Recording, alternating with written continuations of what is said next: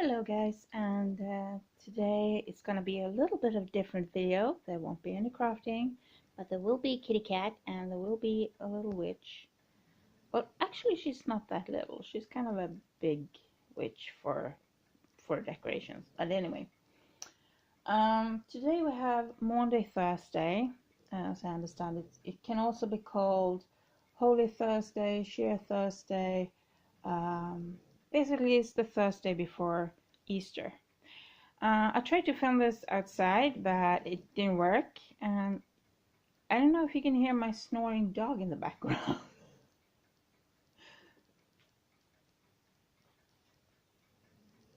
Anyway, she got pretty tired. We've been outside for a couple of hours and we didn't do much. We were mostly just sitting in the sun, but apparently it was really tiring for her.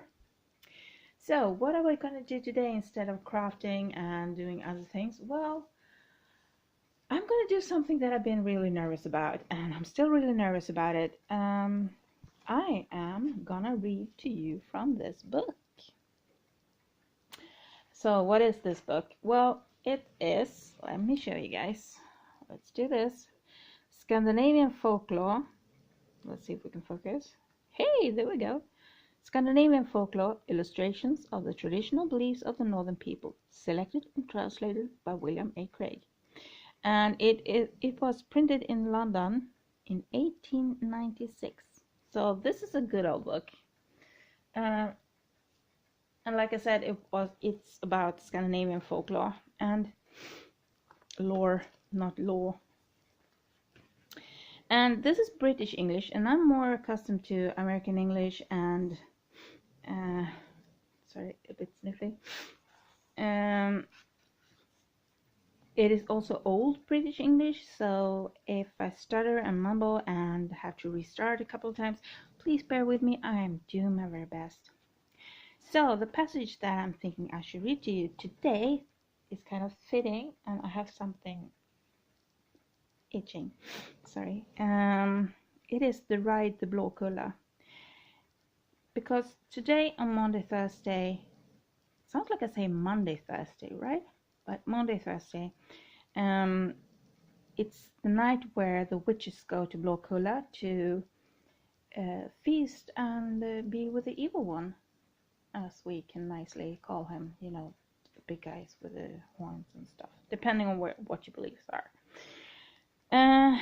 So according to old folklore, this is the night where the witches go to Blåkulla to be with him, and they will arrive back home on Friday morning before sunrise. So they leave at sunset and they come back at sunrise. And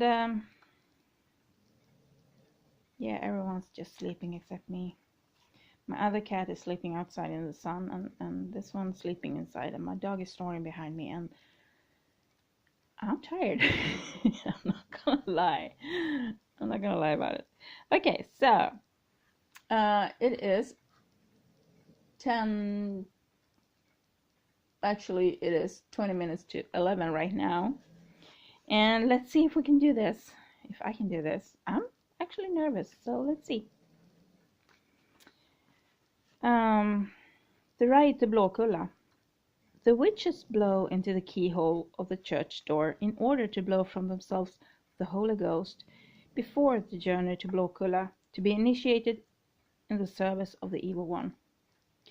The person who does not wish to assist the witches in their preparations for this journey carefully hides during Easter week the bread spade, the oven broom, the rake, and all besoms, for the witches generally go off on some of these on the evening on Maundy Thursday and come back next morning before sunrise.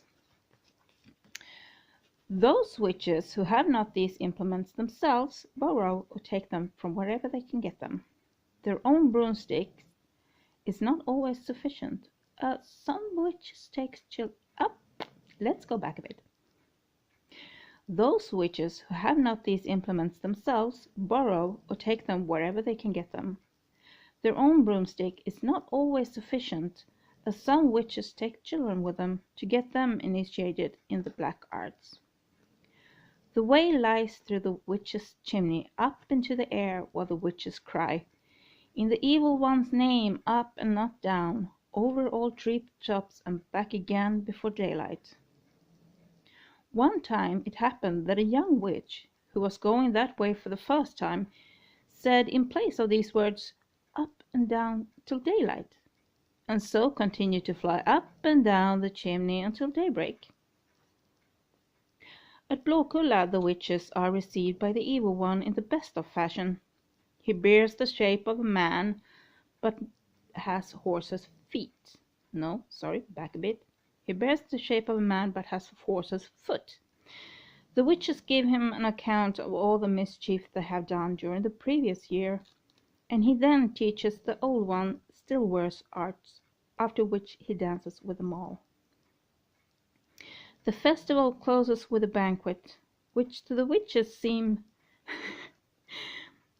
The festival closes with a banquet, which to the witches' eyes seemed to consist of the rarest of dishes. One of the witches, however, had once taken a little child with her, and this refused to eat a single bite of all that the evil one offered, for it could see that the feast consisted only of snakes, worms, lizards, and black toads. When the banquet is ended, the witches ride through the air to their home, but sometimes it has happened that some person has got up so early as to hear the witches come flying past, making sticks and straws whirl up into the air. One time a boy was standing beside a farmyard on the morning of Good Friday when the witches came past. He threw his clasp knife into the whirlwind, where it struck one of the witches on the leg, so that she plummeted down into the dung heap and stuck fast there. The boy would not help her out of it until she promised him one of her garters, which he kept as a proof that he had really seen a witch. On Easter Day all the witches must attend divine service in church, but they repeat all the prayers backwards. Anyone can see who are witches who has in his pockets 3 eggs, the first that have been laid by 3 young hens. With these eggs one can see the witches sitting with milk pails on their heads and crosses in their eyes. The milk pail signifies the power that witches have over other people's cows, so that if a wicked creature of this kind drives a knife into her roof tree and milks the shaft, she gets as much milk as she pleases from the cows she names. And she sometimes milks them so hard the pure blood comes. If the witch does not want to have the trouble of doing this herself, she sends her milk hares, which suck the cows and go home to her with the milk. These hares have often been seen in the cows' stalls. It is told of one witch that she could churn whole pounds of butter in a pail of water. When Maundy Thursday approaches, all her neighbors made haste to hide their oven rakes and other baking implements, things that every proper housewife was much more careful about in former days than they are now. One Easter week, however, it so befell that the witch had to lie in bed. Her husband noticed that she became the more restless the nearer Thursday came, and asked her the reason. At first she only answered that she had important business which had been neglected.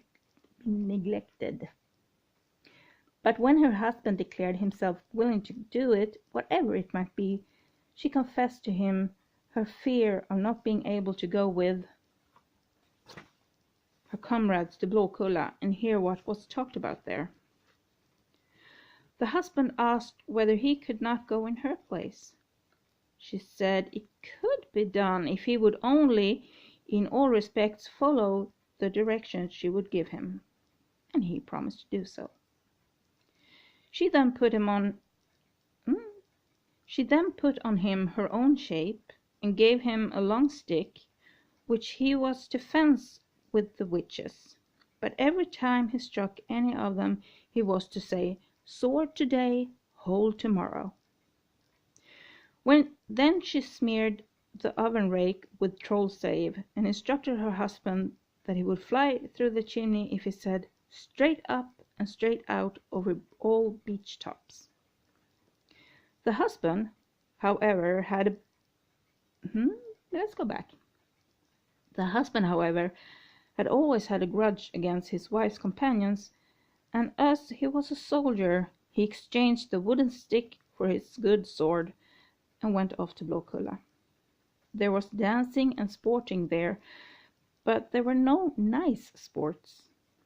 And when the witches began to fence with their sticks, the soldier struck with his sword, aiming always at the witches' noses and ears. For every stroke he gave them he said, "Hole today, sword tomorrow." This made the faces of the witches anything but beautiful when they came home. Of course, the soldier's wife was looked upon as a traitor by all her companions, and stood in danger of being punished by them and by their master, unless she avenged them on her husband. She therefore, while still in bed, took 2 straws from the mattress and made with them a pop gun, loaded it with some charmed material, and aimed it at her husband. He dodged the shot, however, and it was well for him that he did so, for it went right through the doorpost. So that was the story about Maundy Thursday and the witch's ride to Blåkulla. And I hope I didn't butcher it too much and that you could actually understand the story. I am debating with myself whether or not if I should write the story down in the information box below. I'm not sure I should do that, but anyway, I hope you have an amazing Easter, and I will see you guys again real soon, I hope. So happy Easter, guys.